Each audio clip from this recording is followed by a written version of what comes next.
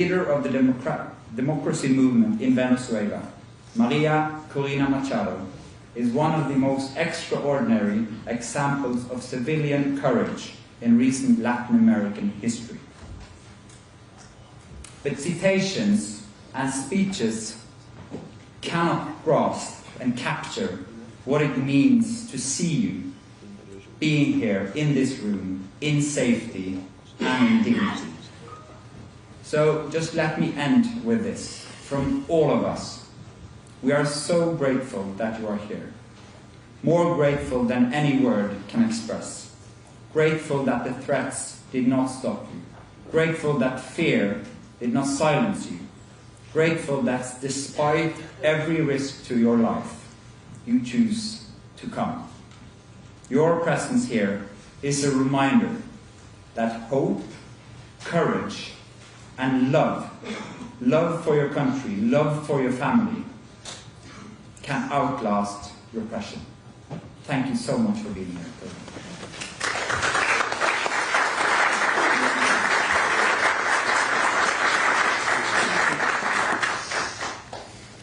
My turn.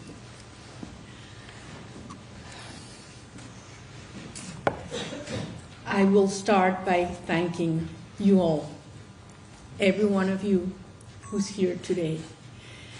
I've met these last hours Venezuelans that have come so far away as Saudi Arabia, Japan, Chile, Canada, people from all over our country, and they are proud to say so.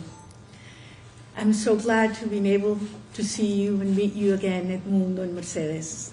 We're so proud of you, and so looking forward for what we're going to do together very soon for our country. Seeing friends, colleagues that I have not seen in the last 8 or 10 years, but that have stand firm all around the world, closer every day to Venezuela. Nor distance or time have broken that profound link to your country. And everybody says they want to come back.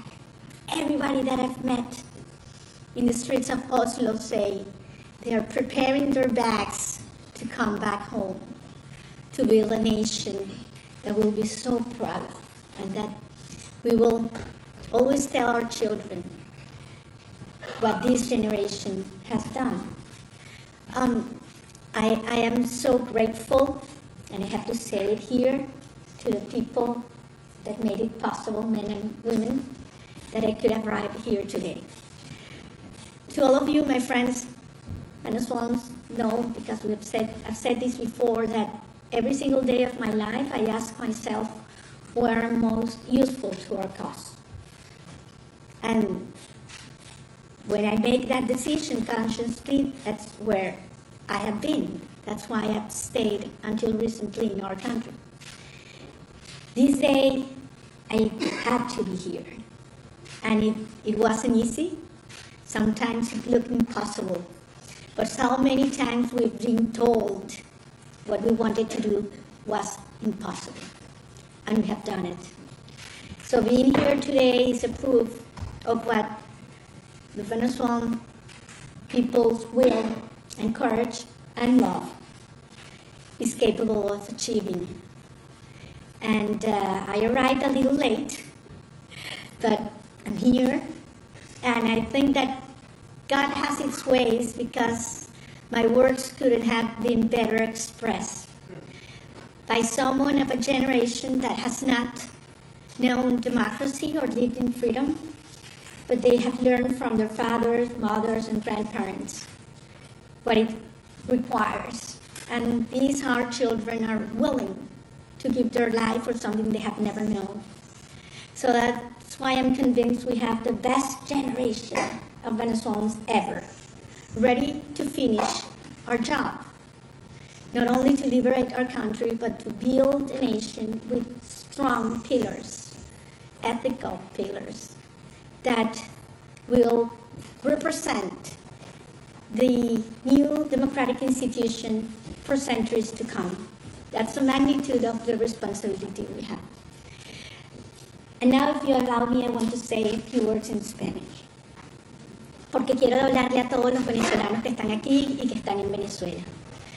Todos sabemos que este ha sido un reconocimiento para cada uno de nosotros, 30 millones de venezolanos, que nos ha unido porque hemos celebrado en todos los rincones de Venezuela y en Venezuela a veces por dentro, a veces en iglesias, a veces solo en las cocinas de nuestras casas porque no se podía celebrar en las calles, pero en tantas ciudades alrededor del mundo. Y mi deber era venir a recoger este premio para llevarlo de vuelta a los venezolanos. Y pronto estaré de vuelta en Venezuela y sé que muy pronto ustedes también.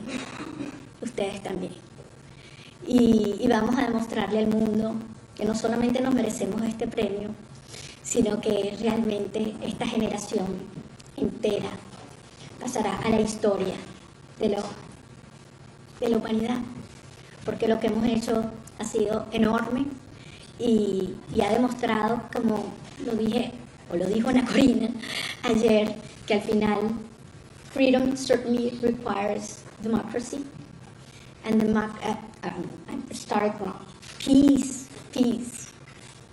peace requires democracy, and you cannot have democracy unless you conquer and defend freedom. And at the end, to maintain freedom, and it is a personal, conscious decision, it requires a lot of courage, civic courage, as you have said. And an individual and a society is willing to do everything, and it takes a lot of courage when the things you love most in life, most dearly, are threatened.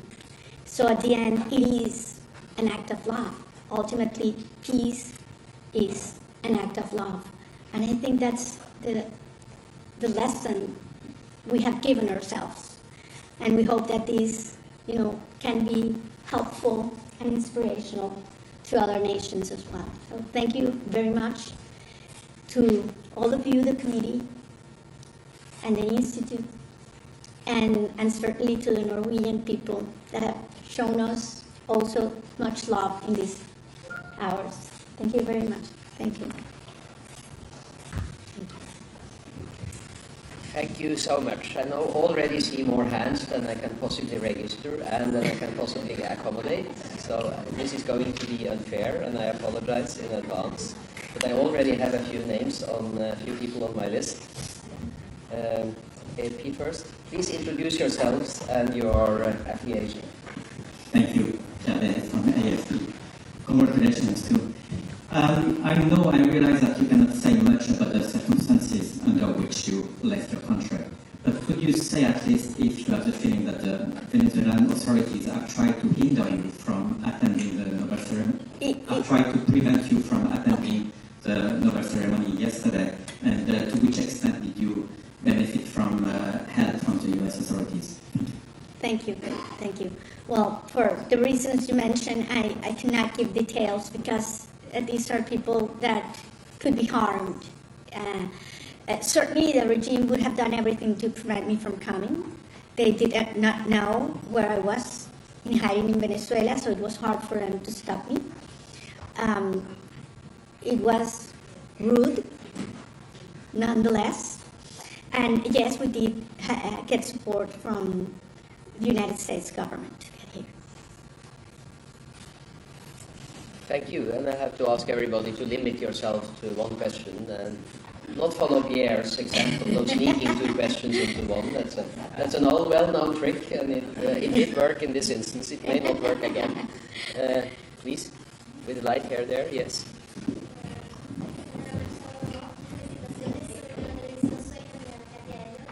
Please wait for the microphone so that we can hear. Soy Catherine Elliot de la televisión sueca. Muchas felicitaciones. La meta de la oposición venezolana es la transición democrática y la salida del poder de Nicolás Maduro. ¿Considera usted que en algún escenario sería necesario una intervención militar estadounidense para lograr esa meta? Bueno, muchísimas gracias. Voy a contestar en español porque la pregunta fue en español. Supongo que el público así lo desea. La sociedad venezolana ejerció el derecho al voto y la soberanía popular el 28 de julio del 2024 y de manera aplastante eligió a Edmundo González Urrutia como nuestro legítimo presidente. La sociedad venezolana ha dado todo por una transición a la democracia en orden y en paz. Quien nos ha dedicado la guerra a los venezolanos ha sido el régimen de Maduro, que ha sido calificado como terrorismo de Estado por la Comisión Interamericana de Derechos Humanos y Crímenes de Lesa Humanidad por las Naciones Unidas. El régimen de Maduro se apoya en regímenes totalitarios de otras partes del mundo para atacar y dañar a millones de venezolanos. Rusia, Irán, Cuba, grupos terroristas como Hezbollah, Hamas, los carteles de la droga o la guerrilla colombiana, que están ocupando Venezuela. Esa es la verdadera ocupación. Nosotros le pedimos al mundo, sí, ayuda para bloquear el ingreso de estos recursos que provienen de actividades ilegales, que es lo que soporta la estructura represiva del régimen. Y eso viene por tráfico de armas, por tráfico de drogas, por tráfico de oro, por tráfico de seres humanos. Y sí, así como el régimen se apoya en sistemas criminales, nosotros necesitamos que las democracias del mundo apoyen a los ciudadanos. Gracias. Maria Karina, would you like to summarize very briefly In English? In English, since Okay, I apologize, but there are some of us who don't know Spanish. We'd like to learn. I thought that after I suspect I'm not the only one in the room. 2 intense days, you had at least. No, I was asked if you were supporting an intervention from the United States, and I said that Venezuela has been already being